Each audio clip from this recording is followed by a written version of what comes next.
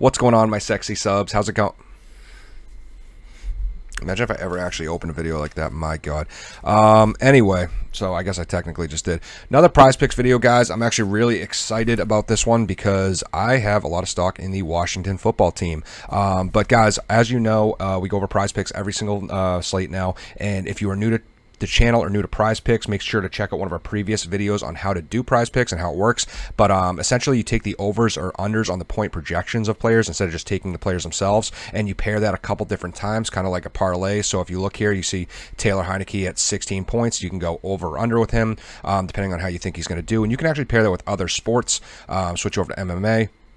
We'll take Emily Whitmire for over 77.5, and then we'll go under for Impa Kasangane at 82.5, and then back over to NFL. You can do that, 2, 3, 4, 5 times, as you guys see right here. It's pretty cool in that aspect, and I do love the fact that you can do it with single stats as well now, and we're actually going to talk about single stats for just about, I think this is the first time I'm actually going to make some stances on some single stats, so that's going to be pretty interesting, guys. Sorry, I got to close my video thing here. I'm really excited to do that, and guys, if you do like this video, please actually like it on YouTube, subscribe, and smash that notification bell. And if you do sign up for Prizepicks, please use code DGF because we do have that promo. It helps us and it helps you too because you get a 100% deposit match up to $100, which is obviously fucking awesome. That's crazy. $100 free dollars. I do that anytime, DraftKings, anybody offers a promotion like that. So pretty cool.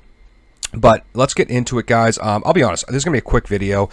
This game is a little bit of a dumpster fire. I don't think too many people are getting, I guess, hype about a Giants and Washington football team. By the way, Washington football team still can't come up with a name. I'm starting to like it. As much as I was like, how can you not come up with a name? Washington football team actually kind of has a nice ring to it now. I don't know. Maybe I'm alone. Go in the comments. Tell me if you think I'm an idiot. That's fair. I totally get that. But I kind of like it. It's kind of like... it's indie, it's goth, it's different.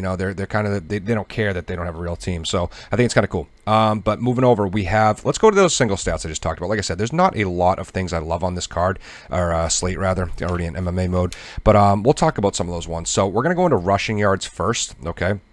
So here we see Saquon Barkley at 41.5 rushing yards. I know I said I like Saquon as a potential last time, and he didn't do well. And I know he's on a snap count, and the coaching staff has, continued to say that they're going to ease him into it, but he will get a full workload eventually. But still, for Saquon, so we got 10 carries last week.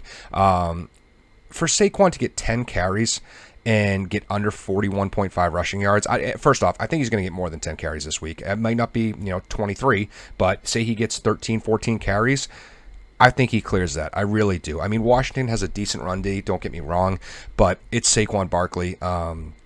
It's 41 yards from Saquon Barkley. And this one might be a little more in my heart than my head, but I just think he would absolutely clear 41.5 yards if he gets that many attempts. So definitely don't hate Saquon over. One person I really like over is Antonio Gibson. This one is a lot more, stat driven and, factual. I mean, Antonio Gibson can run. We just watched him clear 90 yards in his last game against a tough Chargers run D. They actually have a good run D. The Giants are a terrible run D. They just allowed 165 rushing yards to the Broncos, led by Melvin Gordon. So if Melvin Gordon can drop, 100, I think he had 120 yards or something himself. If he can do that, then I have no problem believing Antonio Gibson can do half that. Even if Melvin Gordon did have one big breakout run that kind of padded that, you can run on the Giants. You can absolutely run on the Giants, especially with Taylor Heineke in.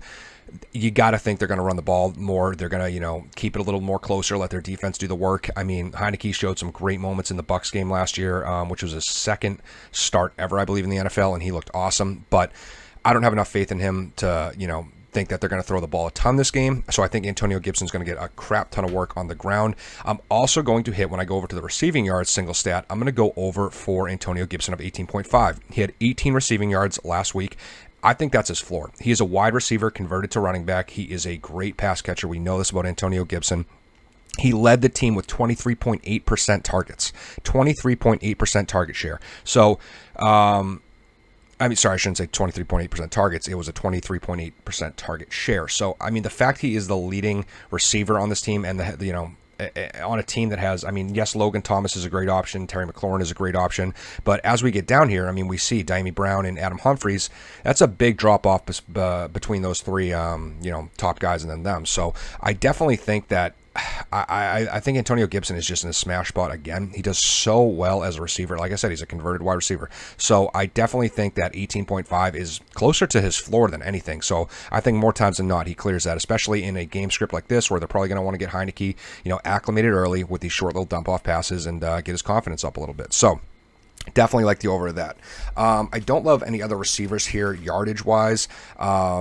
I guess I'll get into just the slate itself now. We're looking at some of these numbers like Antonio Gibson. With all the things I just said, I guess that would probably allude to the fact that I do think he's going to get over 16 points. I still think to get over 16 points, most likely he's probably going to have to get a touchdown. I mean, we watched Jonathan Taylor get over 16 last week without a touchdown, and Miles Sanders get over 16 points without a touchdown. So it's not impossible, especially if you're a good pass catcher, as Antonio Gibson is, as I just alluded to. But I do think you probably still will need a touchdown more times than not to clear 16. Even in a decent day. I'm not going to touch either quarterback here. Daniel Jones is Daniel Jones. Listen, if you watch this channel religiously, you know that I am a Daniel Jones apologist. I still think he has some juice left in that tank, and I think he can be good. I really do think Daniel Jones can still be good. I'm just not ready to swing on him yet. And we saw, he looked pretty good. He had his moments last game, but I'm not ready yet. Taylor Heineke, absolutely not ready yet. Sterling Shepard at 12.5. I'm not going to overreact to a week 1 performance, but Sterling Shepard did get twice his fantasy score projected here last week. He had like 25 points. He did absolutely lights out. He's awesome. I do think Kenny Golladay is still the number 1 option on that team.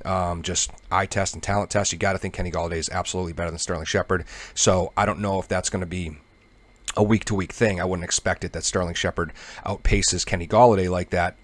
That said, 12.5 is not too bad to get over. And even though we just talked about how I do think Saquon does okay, he's still on a snap count. There's no one else on that team that runs the ball well. They're probably going to have to beat this team through the air. And Washington, as I said, does have a decent run D. So I do think Sterling Shepard and Kenny Golladay could both get some work, with a possibility of Darius Slayton getting some work too. As far as the receivers on the Washington side, McLaurin, I think that's too accurate. I'm not going to touch him at 16. I saw Logan Thomas, I think was 11. Yeah, Logan Thomas is 11. That's pretty accurate as well.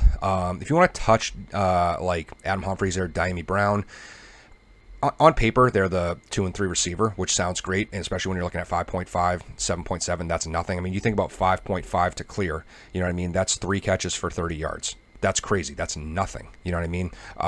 2 catches for 40 yards. It's very easy. It's very easy to clear. That said, Adam Humphries and Diami Brown are not the 2nd and 3rd wide receiver on that team as much as they are the 4th and 5th option. Like I said, the biggest target share went to Antonio Gibson, then Terry McLaurin and Logan Thomas. You know what I mean? By far, those 3 are a tier above. So they might get nothing. And you saw it. Adam Humphries played a lot of snaps last week. I think he had 1 or 2 catches. So don't be surprised if these guys don't do jack.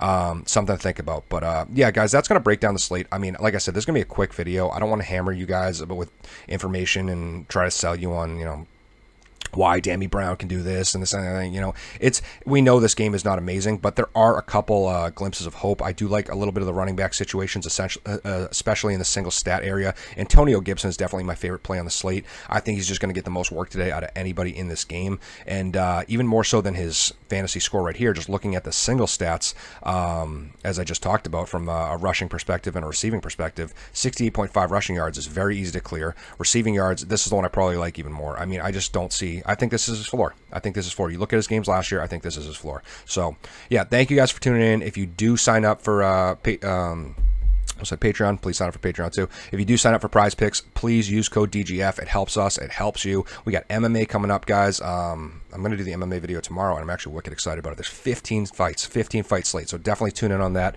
We also have someone who is a $7,900 fighter, I think he is. 7,900, who's a minus 350 or something. So there is some crazy leverage on that slate. So absolutely check that out. And thank you guys for watching. And as always, let's cash.